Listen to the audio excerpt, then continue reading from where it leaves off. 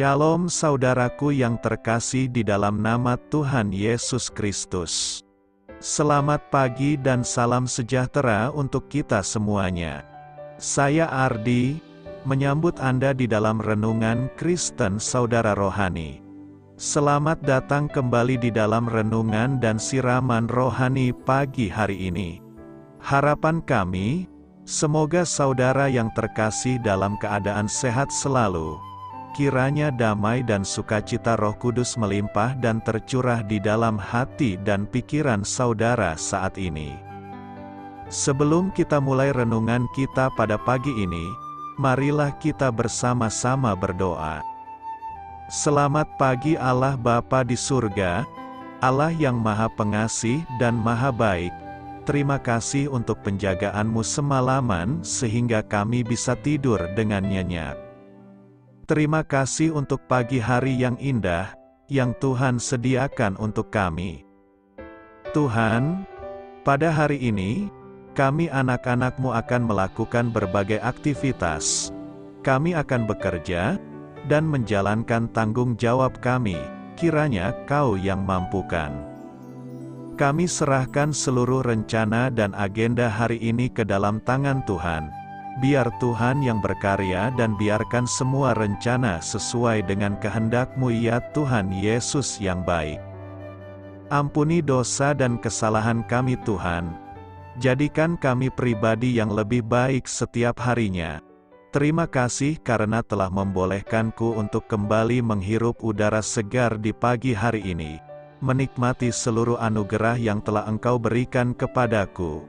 Itu semua karena kebaikan dan curahan kasih yang nyata dari Engkau di kehidupanku. Haleluya! Dalam nama Tuhan Yesus, aku sudah berdoa. Amin. Sahabat pendengar saudara rohani, pembacaan ayat emas Alkitab renungan kita hari ini terambil dari kitab Mazmur 104 ayat 24 sampai dengan ayat 35. Betapa banyak perbuatan-Mu, ya Tuhan, sekaliannya Kau jadikan dengan kebijaksanaan, bumi penuh dengan ciptaan-Mu. Lihatlah laut itu, besar dan luas wilayahnya, di situ bergerak, tidak terbilang banyaknya, binatang-binatang yang kecil dan besar, di situ kapal-kapal berlayar dan lewiatan yang telah Kau bentuk untuk bermain dengannya. Semuanya menantikan Engkau, supaya diberikan makanan pada waktunya. Apabila Engkau memberikannya, mereka memungutnya. Apabila Engkau membuka tangan-Mu, mereka kenyang oleh kebaikan. Apabila Engkau menyembunyikan wajah-Mu, mereka terkejut. Apabila Engkau mengambil roh mereka, mereka mati binasa dan kembali menjadi debu. Apabila Engkau mengirim roh-Mu, mereka tercipta, dan Engkau membaharui muka bumi. Biarlah kemuliaan Tuhan tetap untuk selama-lamanya. Biarlah Tuhan bersukacita karena perbuatan-perbuatannya. Dia yang memandang bumi sehingga bergentar, yang menyentuh gunung-gunung sehingga berasap. Aku hendak menyanyi bagi Tuhan selama aku hidup. Aku hendak bermazmur bagi Allahku selagi aku ada. Biarlah renunganku manis kedengaran kepadanya. Aku hendak bersukacita karena Tuhan. Biarlah habis orang-orang berdosa dari bumi. Dan biarlah orang-orang fasik tidak ada lagi. Pujilah Tuhan, hai jiwaku. Haleluya. Ayat renungan kita pada pagi hari ini terambil dari kitab Mazmur 104 ayat 24 sampai dengan ayat 35. Inti dari ayat emas renungan kita adalah, betapa banyak perbuatan-Mu, ya Tuhan, sekaliannya Kau jadikan dengan kebijaksanaan. Mari kita mulai renungan pagi kita. Kata-kata bijak yang dapat kita petik adalah, Allah yang menciptakan segalanya, Renungan kita pada hari ini ditulis dan disusun oleh Sochitel Dixon. Mari kita mulai kisah inspiratif. Anak saya yang berumur 3 tahun, Xavier, meremas tangan saya saat kami memasuki akuarium Monterey Bay di California. Ia menunjuk patung paus bungkuk berukuran asli yang tergantung pada langit-langit akuarium. "Besar sekali," serunya dengan gembira, sambil kami terus menjelajahi setiap koleksi yang ditampilkan di sana. Kami tertawa ketika sekawanan berang-berang mencipratkan air saat diberi makan. Kami berdiri membisu di depan kaca akuarium yang berukuran raksasa, terpesona oleh ubur-ubur coklat keemasan yang menari dalam air berwarna biru elektrik. Allah menciptakan setiap makhluk di dalam laut, saya berkata, sama seperti Dia menciptakan Xavier dan Mama.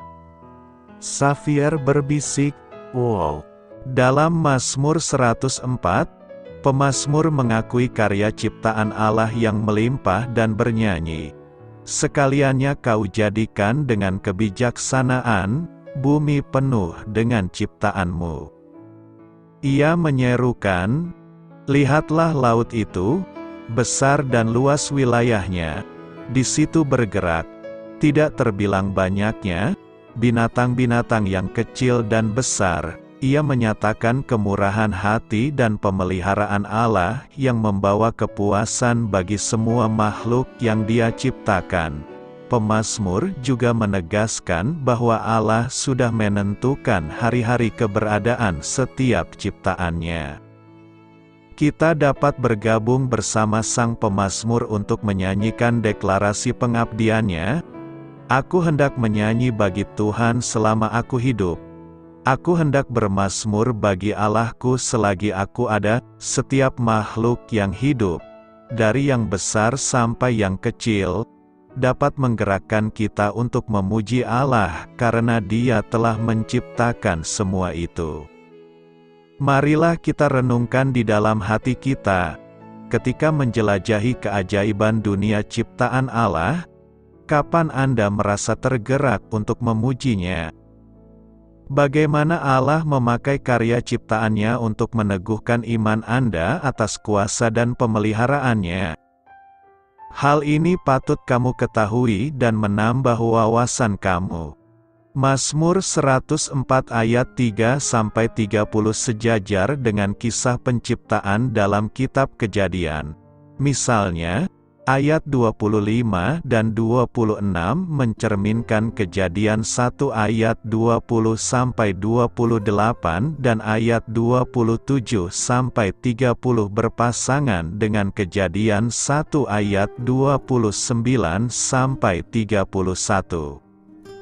Namun, Mazmur 104 ayat 32 menggambarkan adegan yang bukan berasal dari kisah penciptaan, melainkan ketika bangsa Israel berkumpul dan turunlah Tuhan ke atas gunung Sinai, ke atas puncak gunung itu. Setelah menuturkan ulang karya penciptaan Allah, sang pemazmur memuji kuasa-Nya yang agung. Dia yang memandang bumi sehingga bergentar, yang menyentuh gunung-gunung sehingga berasap. Ayat ini cocok dengan Keluaran 19 ayat 18 berkata, "Asap, gunung Sinai, membubung seperti asap dari dapur, dan seluruh gunung itu gemetar sangat." Betapa banyak perbuatan-Mu, ya Tuhan. Mazmur 104 ayat 24 berkata, "Betapa banyak perbuatan-Mu, ya Tuhan, sekaliannya Kau jadikan dengan kebijaksanaan, bumi penuh dengan ciptaan-Mu."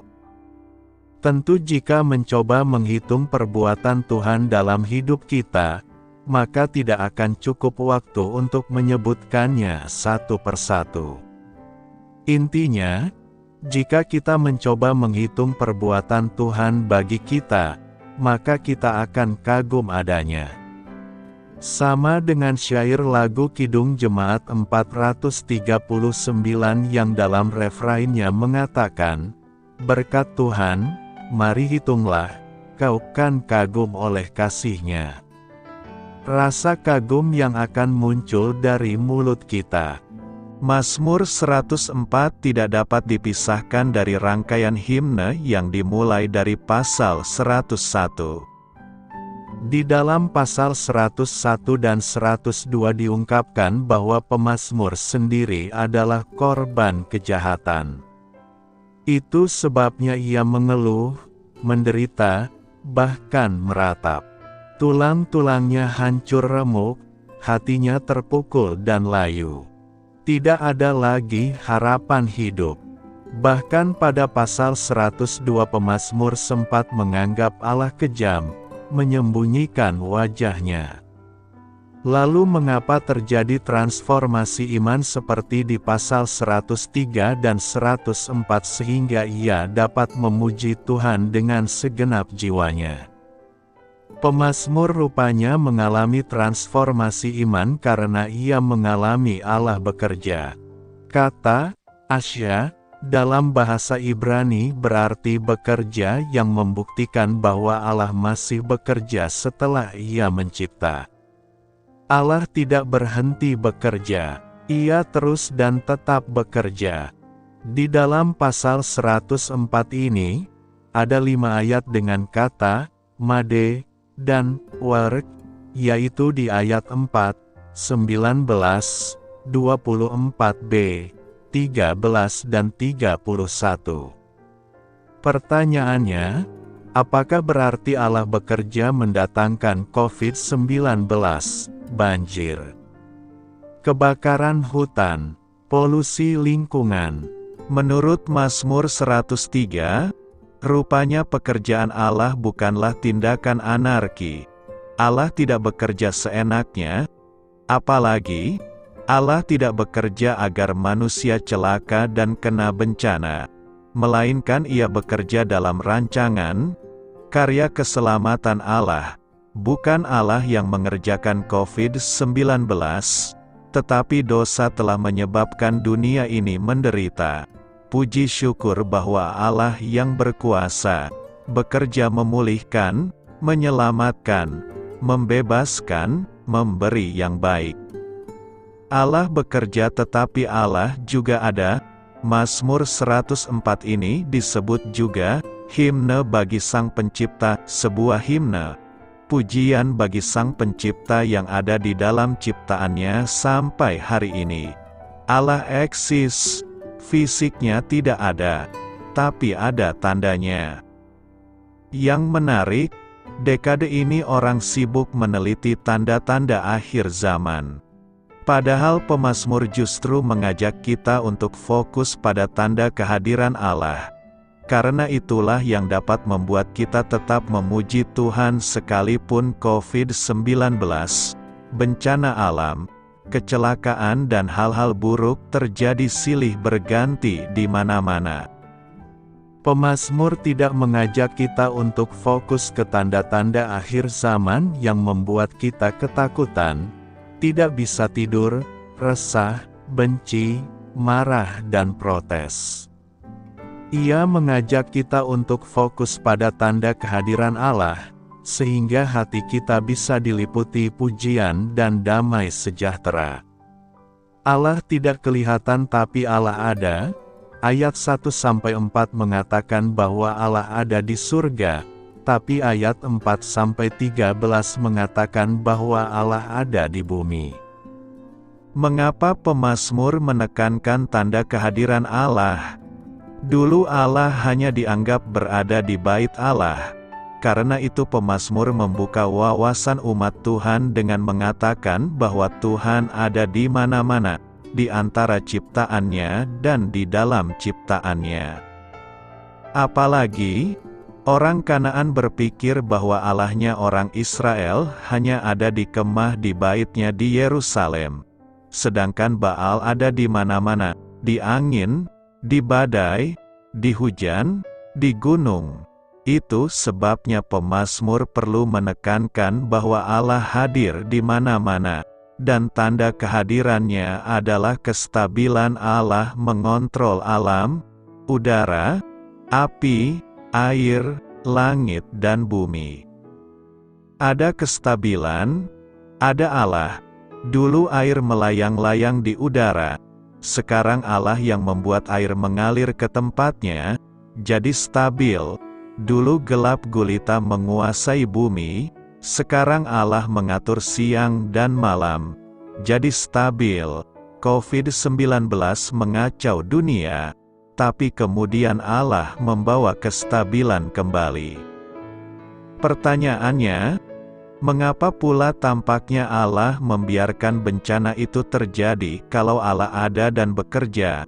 Allah Yahweh rupanya bukan seperti dewanya para ahli filsafat.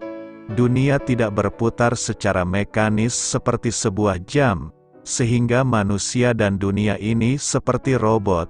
Baik terus, satu-satunya yang membuat Allah tidak ada adalah dosa manusia.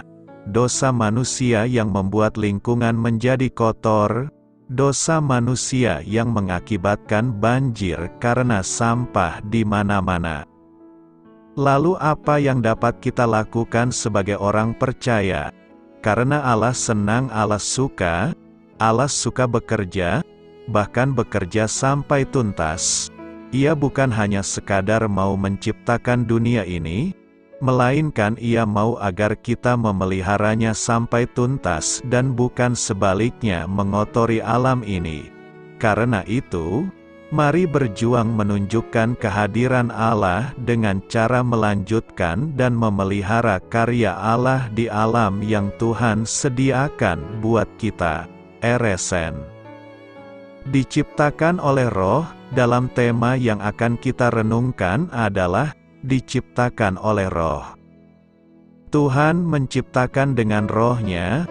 Tuhan juga membaharui segala sesuatu dengan daya kekuatan Roh-Nya. Apabila engkau mengirim Roh-Mu, mereka tercipta, dan engkau membaharui muka bumi. Kelak di kemudian hari sepenggal ayat ini muncul dan bergema kembali dalam sebuah lagu liturgi pada masa Pentakosta, Veni Creator Spiritus, di mana salah satu ayatnya menyinggung mengenai karya penciptaan Roh yang mampu membaharui muka bumi. Mazmur 104 adalah sebuah mazmur pujian yang berisi puji-pujian akan kebesaran karya Tuhan dalam segala ciptaannya.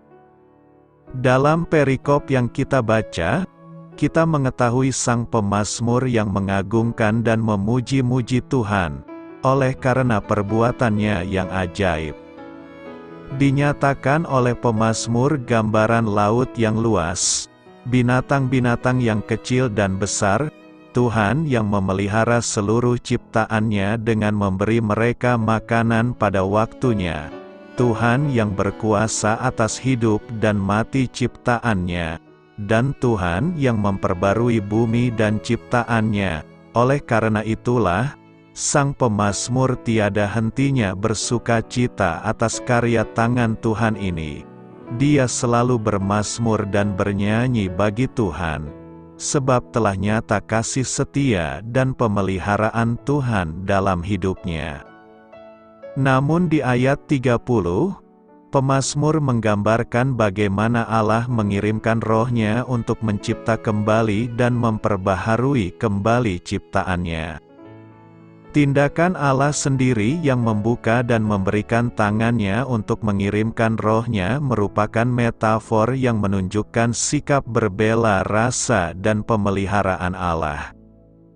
Ini berarti bahwa ketika Allah melakukan tindakan pembaharuan terhadap ciptaannya setiap waktu, maka Ia yang meskipun telah marah dan murka terhadap manusia namun tetap memiliki hasrat untuk bersekutu dengan manusia. Persekutuan Allah terutama adalah dengan mereka yang membutuhkan, dan dalam persekutuan itu Allah merentangkan tubuhnya kepada mereka yang adalah sang lain atau theother. Disinilah hasrat persekutuan, Hasrat untuk bersekutu adalah anugerah terbesar yang Allah berikan kepada kita yang direalisasikan melalui pembaharuan roh. Apa yang harus kita renungkan pada renungan hari ini? Pertama, kita harus dipimpin oleh Roh Kudus supaya kita menjadi pribadi yang mau bertindak dan berinisiatif untuk melakukan hal-hal yang berguna, mampu menang dan dapat mengalahkan segala kuasa yang ada di dunia ini. Karena kehadiran Roh Kudus memberi perubahan, senantiasa ada pembaruan atau perbaikan, bahkan penciptaan. Mazmur 104 ayat 30, apabila Engkau mengirim roh-Mu, mereka tercipta, dan Engkau membaharui muka bumi. Itu berarti jika kita sebagai gereja yang dikuasai roh adalah gereja yang senantiasa rindu memperbarui dirinya, senantiasa ada semangat bangkit dan berani mengubah diri ke arah yang lebih baik. Dampak dalam persekutuan yang dikuasai Roh Kudus adalah persekutuan yang menghibur. Menghibur bukan sekadar menciptakan acara yang menarik dan lucu, hanya untuk menyenangkan saja. Menghibur di sini dalam arti menguatkan, memberikan pengharapan. Kedua, Roh Kudus menciptakan hidup manusia yang saling mengerti. Bagi para murid Yesus, kehadiran Roh Kudus membawa dampak dengan memampukan mereka keluar dari belenggu bahasa. Sekat pembatas komunikasi dipatahkan, semua mengerti dan memahami bahasa yang mereka gunakan, yaitu bahasa manusia yang membuat orang banyak yang mendengar mengerti tentang perbuatan-perbuatan besar yang dilakukan Allah. Bagaimana dengan kita? Adakah sekat yang tanpa sadar kita bangun antara kita, baik sebagai pribadi Kristen, maupun sebagai gereja? Bukankah kita seringkali menutup pintu komunikasi dengan gereja lain yang kita anggap tidak seajaran? Mari kita sambut karya Roh Kudus dengan membuka mata hati kita untuk berjalan bersama sebagai gereja Tuhan, membangun kehidupan yang lebih baik sebagai tanda hidup yang dipimpin oleh Roh Kudus. Karena itu, jadikanlah kehadiran Roh Kudus di dalam hidup kita untuk menciptakan sesuatu yang baik dan berkenan kepadanya. Apa kata Alkitab tentang minum alkohol atau anggur? Alkitab mempunyai banyak instruksi mengenai konsumsi alkohol. Akan tetapi, Alkitab tidak melarang seorang Kristen untuk meminum bir, anggur, atau minuman beralkohol lainnya. Sebaliknya, adapun bagian Alkitab yang membicarakan alkohol secara positif. Pengkhotbah 9 ayat 7 menghimbau, "Minumlah anggurmu dengan hati yang senang." Mazmur 104 ayat 14-15 menyatakan bahwa Allah memberi anggur yang menyukakan hati manusia. Amos 9 ayat 14 menunjukkan bahwa meminum anggur dari kebun milik sendiri adalah pertanda berkat Allah. Yesaya 55 ayat 1 menyarankan, "Terimalah gandum tanpa uang pembeli dan makanlah juga anggur dan susu tanpa bayaran." Orang Kristen diperintahkan untuk menjauhkan diri dari kemabukan. Alkitab mengecam kemabukan dan akibatnya, orang Kristen juga diperintahkan untuk tidak membiarkan tubuh mereka diperbudak oleh apapun.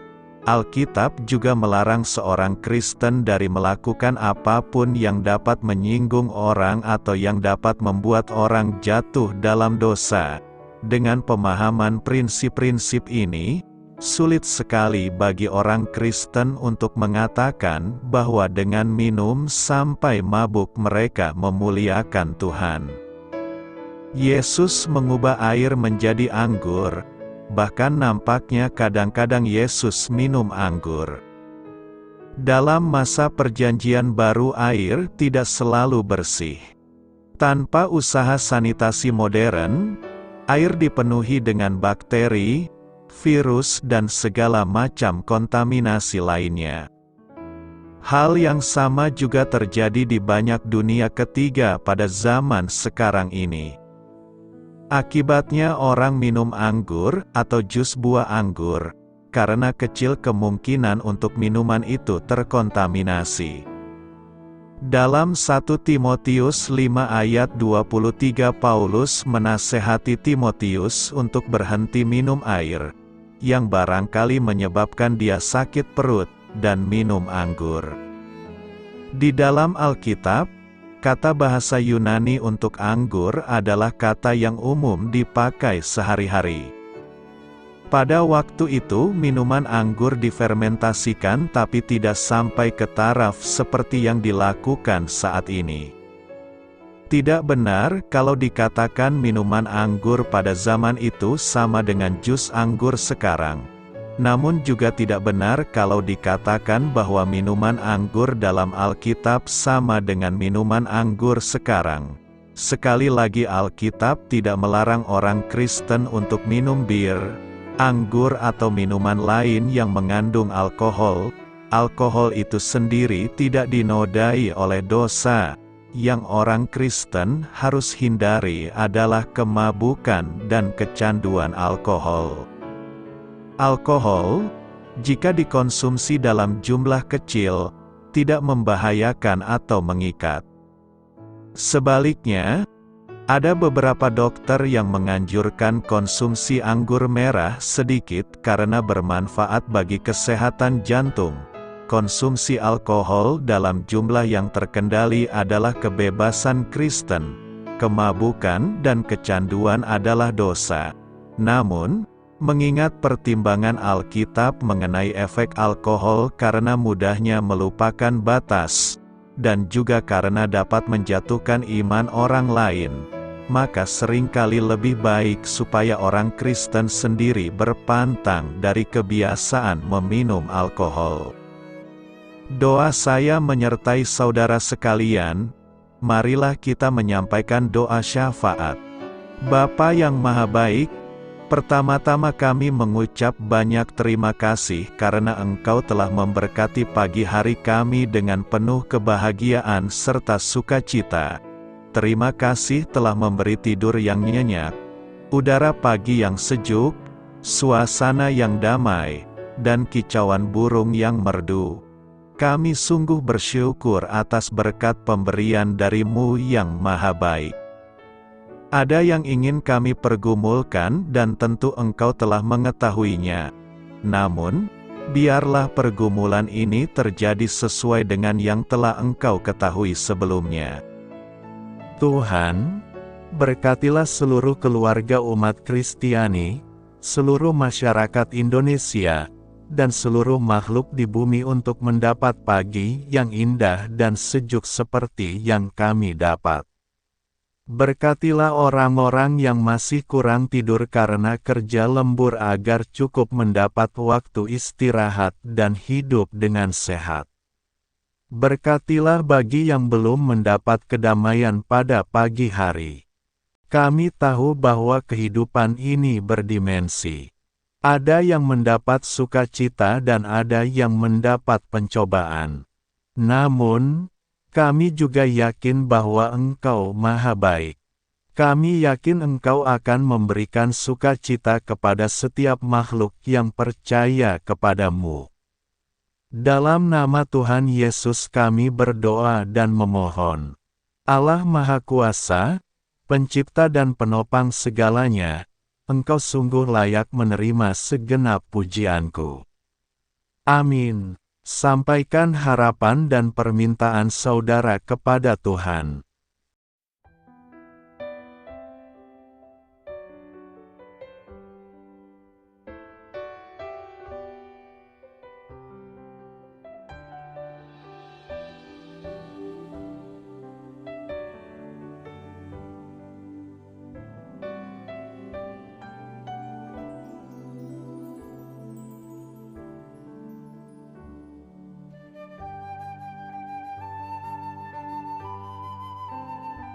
Marilah kita renungkan sahabat saudara rohani.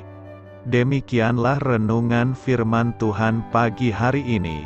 Semoga menjadi berkat dalam hidup kita. Dan sebelum kita memulai segala aktivitas kita pagi hari ini, marilah kita berdoa. Selamat pagi Bapa, malam hari telah berganti pagi. Kehidupan baru telah Engkau berikan kembali bagi kami. Bapa Surgawi, tolonglah aku menyadari kebutuhan orang lain, supaya aku dapat membagikan apa yang telah Engkau berikan kepadaku. Pada saat aku membutuhkan, berilah aku keyakinan bahwa Engkau akan mencukupkanku, melalui orang-orang yang mengasihi-Mu, bukan karena kami pantas atau layak, namun karena kasih karunia-Mu kami boleh ada, sebagaimana kami ada di pagi hari ini. Terima kasih Tuhan, atas kesempatan baru yang telah Tuhan berikan kepada kami, untuk bisa memperbaiki diri agar kami bisa lebih layak di hadapan-Mu. Hari ini kami serahkan semua perkara dan kesulitan yang akan kami lalui ke dalam tangan-Mu. Biarkanlah kami bisa memuliakan-Mu dalam segala aktivitas yang akan kami lakukan. Amin.